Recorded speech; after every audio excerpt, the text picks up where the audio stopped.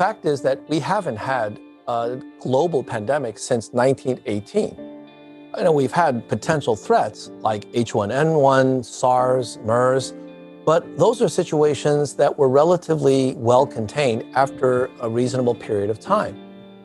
And so I think that policymakers simply just ignored the problem because it didn't seem a clear and present danger.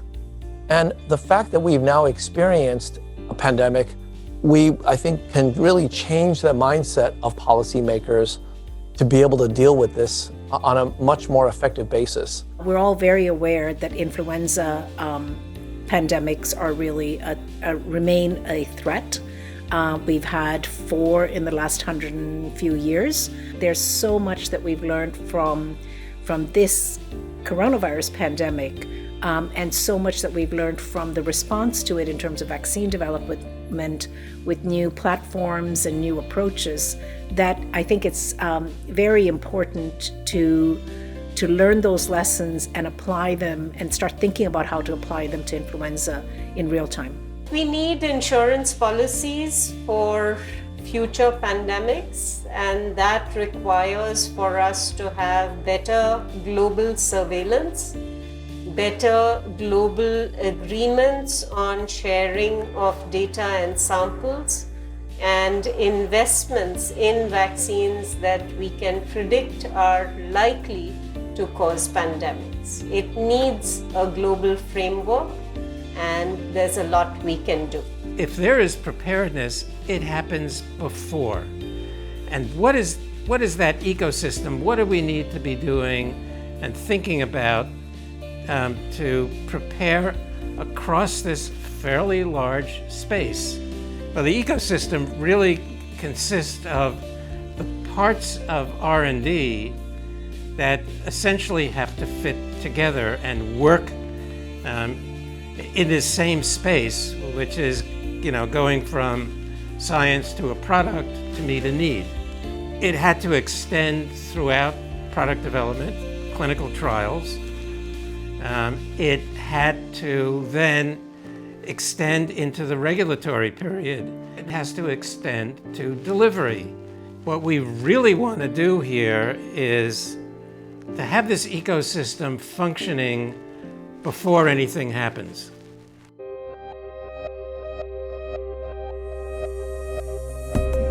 I think we're all very worried about the sustainability of funding for pandemic preparedness. I think we've learned from this experience that money invested in prevention is very well spent. It's much better to prevent than to deal with the pandemic and the economic consequences around the globe. But yet, it's usually difficult to sustain interest and sustain funding in the very long term for a hypothetical pandemic. So I think that is something that we all worry about, and we do need to identify a mechanism for sustained funding. What we really need is a very vaccine mission-focused approach.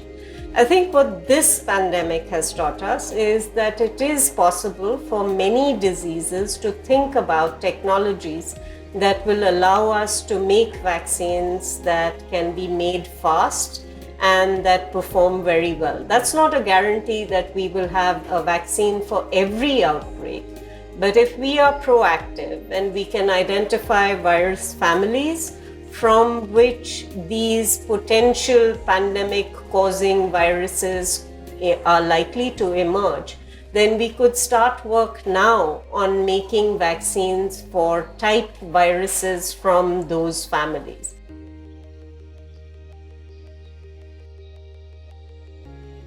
If we think about what it takes to develop a stockpile of vaccines for, let's say, the top 15 most deadly infectious diseases, we are talking about something on the order of $25 to $50 billion. Now, that might seem like a lot of money, but if we think about how much money we lost in global GDP just from having to shut down the economy, to put the global economy into a medically induced coma, or the financial equivalent of that, I think that $50 billion is really a minor amount of expenditure.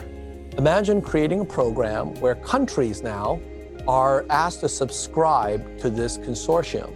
And they pay an annual fee, much like your homeowner's insurance or auto insurance. And in exchange for that annual fee payment, what that does is to guarantee access for your citizens of a certain amount of vaccine if and when an outbreak occurs.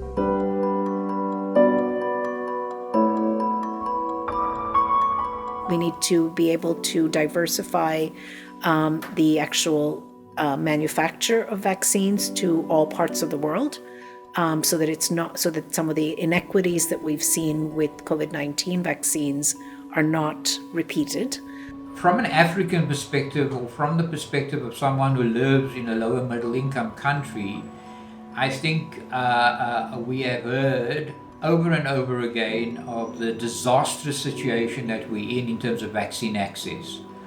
Africa in particular has really battled to secure vaccine, and this is not only through donations, but willing to pay for vaccines, but yet all this capacity has already been bought up by the wealthier countries. So I think that having local capacity would certainly address some of those issues to a very large extent. Africa imports 99% of its vaccines and consumes 25% of the world's vaccines.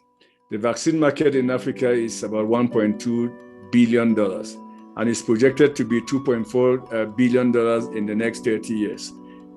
So it doesn't only make a health security sense, it also makes a good economic sense for Africa to invest in its own vaccines. It would be my advice that the best way to do this is through partnerships. It is the fastest way to achieve capacity building. If you're going to build this from scratch and do it yourself, you'd have to develop your products yourself. You have to do the skills development and training yourself.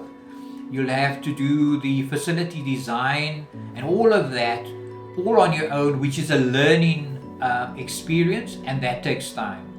So I think partnerships through technology transfers would be a priority recommendation, a key recommendation from my part. Yes, we need to make vaccines in Africa for Africa, but we want to make vaccines in Africa for the world.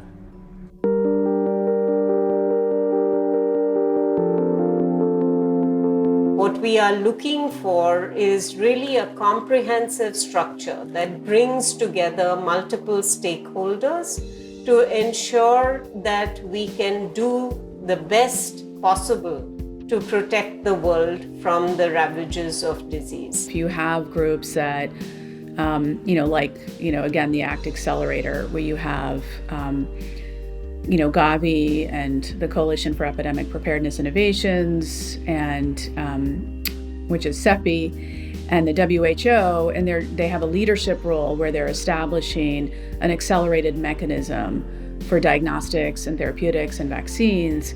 How can we expand upon that? How can we ensure that the next time around, even more countries participate? We think about all that we have done in this pandemic as not being business as usual, having been in something where we brought innovation in for the purpose of this pandemic. Why can't we keep that? Why can't we stay with being able to facilitate collaboration, knowledge sharing, regulatory pathways, clinical research networks, all the pieces that go together to make sure that we can get vaccines as quickly as possible. After COVID-19, I believe that all things are now possible, and we have a very narrow window of opportunity where governments and their voters understand the true nature of the risks that we're facing and are willing to spend money to be able to deal with the next pandemic. So we should keep in mind that crisis is a terrible thing to waste, and we need to strike while the iron is hot.